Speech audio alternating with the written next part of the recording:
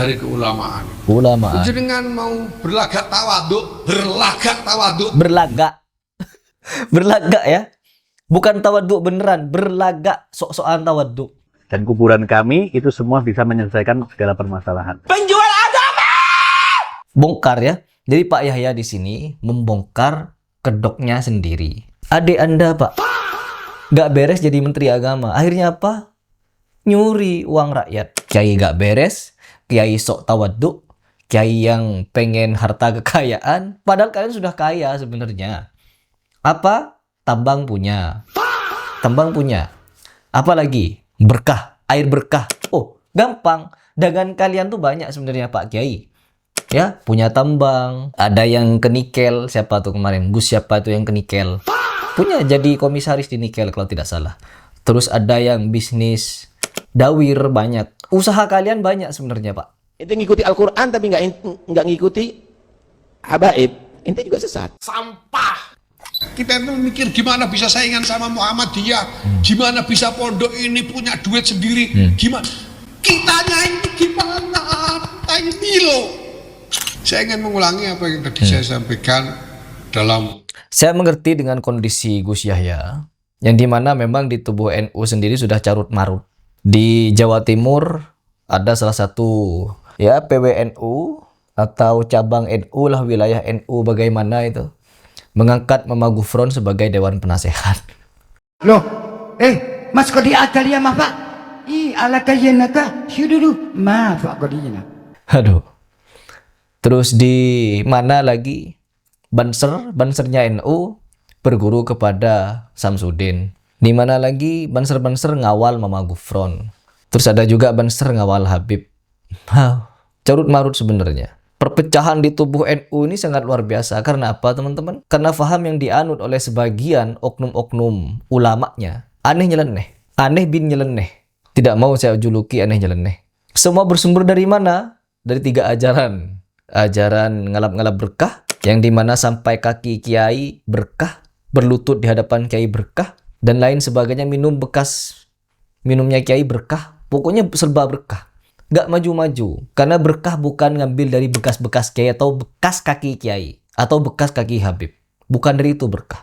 Berkah itu bersumber dari ilmu yang diamalkan. Apa ilmu yang diajarkan? Yang bermanfaat bagi umat, bermanfaat bagi bangsa, bermanfaat bagi dirinya sendiri. Minimal. Itu arti dari berkah, ya. Terus yang kedua, ajaran keramat. Keramat-keramat halu. Orang yang masih hidup didoktrinkan berkeramat ini, berkeramat itu. Terus yang sudah mati didoktrinkan berkeramat-keramat ini. Akhirnya apa? Muja-muji sosok, ya. Gak lagi mereka memikirkan bagaimana untuk menjadi manusia merdeka. Karena terlalu membudakkan diri kepada Habib.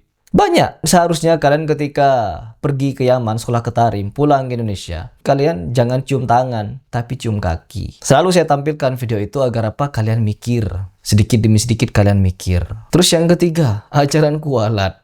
Ya, ajaran kualat ini yang banyak juga merusak pola pikir manusia, pola pikir anak bangsa. Dikit-dikit kualat, dikit-dikit kualat. Jualan kualat kemana-mana. Apa Anda tak takut kualat kepada habaib? Indonesia ini kenal Islam semua karena Habib. Tanpa Habib ente semua orang Indonesia ini bodoh agama Islam. Camkan itu anjing. Dan kuburan kami itu semua bisa menyelesaikan segala permasalahan. Penjual agama!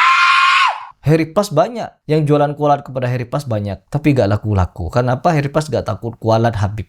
Enggak. Karena Habib telah kualat dengan ucapannya sendiri. Para Habib di Indonesia nih yang ngaku-ngaku kepada, yang ngaku-ngaku keturunan si Pitung, yang ngaku-ngaku keturunan Nabi generasi 38, ngaku-ngaku sebagai keturunan si Pitung pula, mereka banyak nipunya, banyak ngibulnya. Akhirnya mereka yang kualat. Jadi mereka tidak akan bisa mengkualatkan orang karena mereka sendiri sudah kualat. Oke. Gitu Gus Yahya. Saya tahu kondisi Anda ini, ya. Saya sangat tahu. Sampai tepuk-tepuk dada saya tahu, saya paham. Pembicaraan dengan sebelah kiai bahwa sekarang ini yang penting kitanya ini lo gimana, Iya, gimana? Kita Kalian mikir tuh gimana bisa saingan. Kalian itu gimana sebenarnya kalian? Ya, para ulama NU ini yang seperti ini nih, kalian tuh gimana sebenarnya? Bener. Pertanyaan ini sangat pantas untuk dipertanyakan. Sama Muhammadiyah, gimana bisa pondok ini punya duit sendiri, gimana kitanya ini gimana, kita ini loh. Kiai-kiainya ini gimana dulu? Kalau ini belum beres percuma semua. Iya, banyak yang nggak beres. Ya, kiai-kiai Anda itu, Pak Yahya ya. Banyak yang nggak beres oknumnya. Nggak terima. Nih, Pak Yahya yang bilang, kalau kiai-kiai kita ini katanya nggak beres semuanya. Kenapa orang-orang nggak beres seperti kalian malah jadi pemimpin di NU? Adik Anda, Pak, nggak beres jadi menteri agama. Akhirnya apa?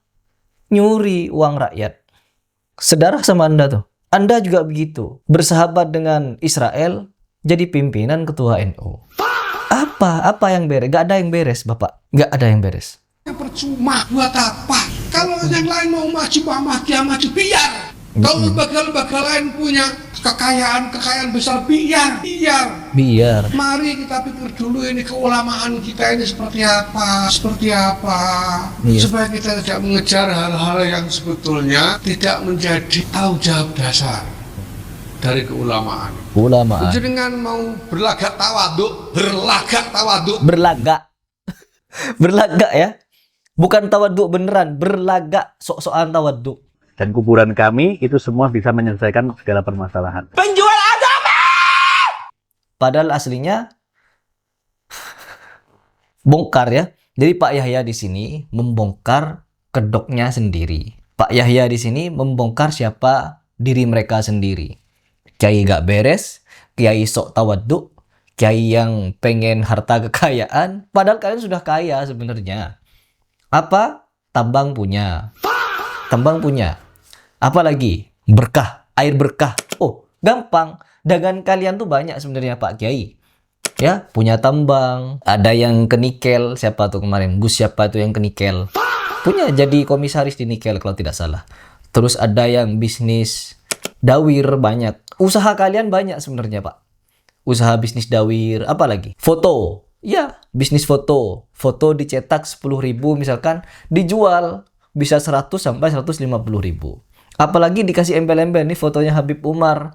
Kalau kalian pajang foto Habib Umar, kalian minta di foto itu, kalian akan selesai permasalahan.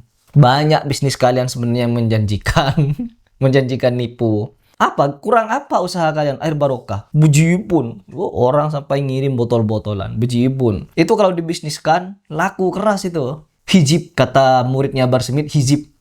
Air beliau ini air doa untuk pembangunan pondok pesantren Tajul Alawiyin yang dibangun daerah Pabuaran, Kemang. Betul nggak? Siapa yang jagang air ini? Yang jalanin air ini siapa? Panitianya ada? Ada. Berapa harga airnya? Dan airnya, fadilahnya ini air rautib, air hizib, air doa. Langsung dibacakan oleh guru kita. Saya kalau ikut Habib Bahar Wirid. Hizib apalah. Pokoknya air botolan itu dinamakan air hizib. Sudah dibacakan oleh Habibana, guru kami. Yaitu Bahar Smith begini-begini katanya. Laku bisnis kalian. Ya. Banyak bisnis kalian sebenarnya. Bisnis halu-halu itu. Apalagi? Oh, kaya. Kuburan. Bisnis kuburan keramat. Top. Habib Lutfi bin Yahya punya berapa kuburan keramat? Banyak. Sampai dia menghasilkan 5 karung per tahun. Kurang apa bisnis kuburan keramat ini.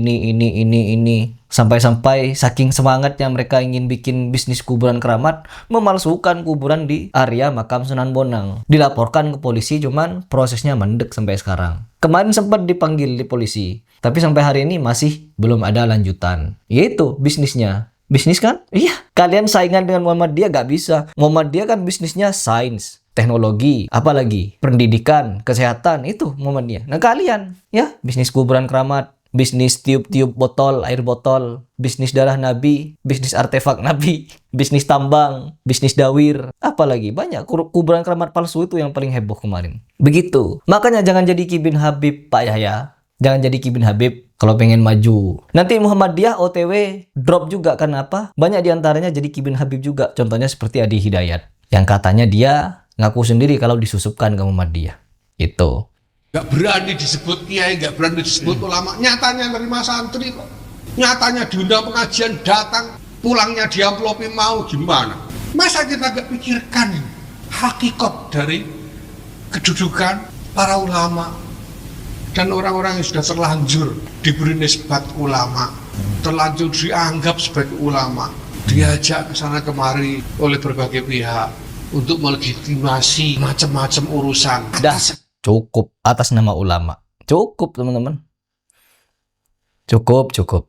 Saya sudah beberapa hari ini ingin membahas ini sebenarnya. Cuman kekonyolan ini sepertinya makin merajalela gitu. Jadi ya sudahlah.